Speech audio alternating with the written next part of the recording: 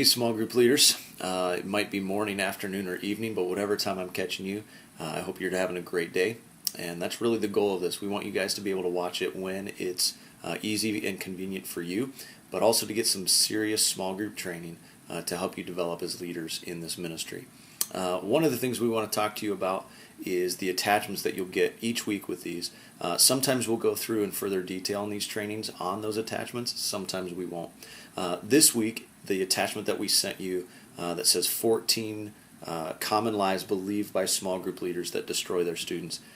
That one's pretty self-explanatory, and I hope you note the sarcasm, but one of the things we want you to do is read through that this week. Take some time to look at those different things and see, is there something that I've found myself kind of slipping into? Is there a myth that I've kind of started believing in, found myself implementing in the way that I lead the small group or the way that I deal with the students? Take a look at that this week, and hopefully this will be a good evaluation for you as we're just a few weeks into the year now. We want to make sure that we're doing everything we can to really pour ourselves into these small groups and into the students. And so a few good, healthy warnings are always good. All right, well, here's one of the things that we do want to talk to you about today. We want to talk to you about some things that you can be doing in your small group, hopefully just some helpful tips, as well as tips for when you're contacting students during the week. And these are things that are both from us as a ministry, but also from you as leaders. Some of you have emailed in this week and shared a few little helpful tips that you found to be working really well so far. Here's the first one, candy and other incentives. There's really nothing wrong with giving your students some things to look forward to, or a few little rewards here and there, especially if you're having trouble giving or getting your kids to memorize scripture, bring friends, stay focused in small group, all those kind of things.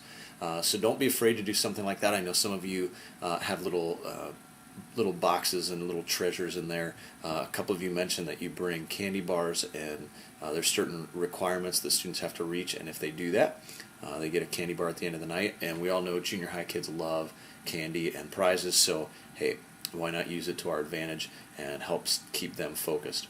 The next thing was an email distribution list.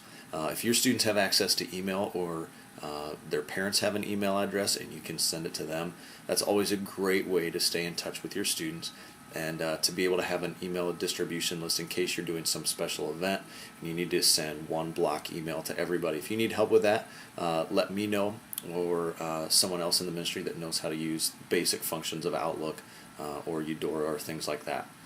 So that's number 2. Number 3, start any phone call with your students with an update on their prayer request. This is an easy way to get past some of the fluffy type conversation topics and get really to the heart of what's going on in the life of your student. So if you have any prayer requests from the week before, this is a great way for you to, as you pick up the phone and start talking with a student, to immediately just go into, hey, how's things going with, and fill in the blank. Whatever their prayer request is, that's a great way for them to, 1, know that you care, 2, know that you remember, and 3, take things to a little bit deeper, more personal level right off the bat.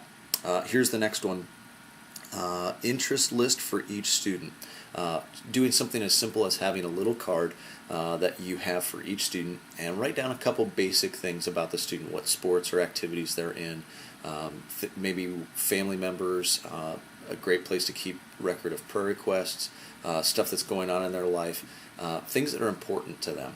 And every time you pick up the phone or send them an email or shoot them a text message, use this as an opportunity to pull something from there and talk about something that they really care about. So that would be the next one. And then finally, and last but not least, consistency. I know this seems kind of overstated and seems a little simplistic, but being consistent with phone calls and contacting your students, as well as being consistent in how you run and manage your small group, is going to have a big impact. They're going to respond to that. And now that we're a few weeks into the year, we want to make sure that the students know what to expect when they come to small group and know what to expect from you as a leader during the week. They know that you're going to call. They know that you're going to contact. And they really like that. You need to realize that for them to get a phone call from an adult who really just cares about them and wants to know what's going on in their life, that says a lot to them, and it means a lot to them. And so being consistent with that, as well as how you treat them and handle different things, whether it's discipline or the flow of your small group, whatever it might be, just being consistent with that is going to be really important.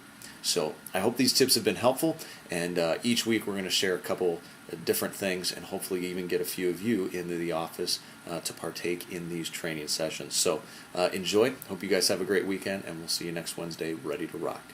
Bye-bye.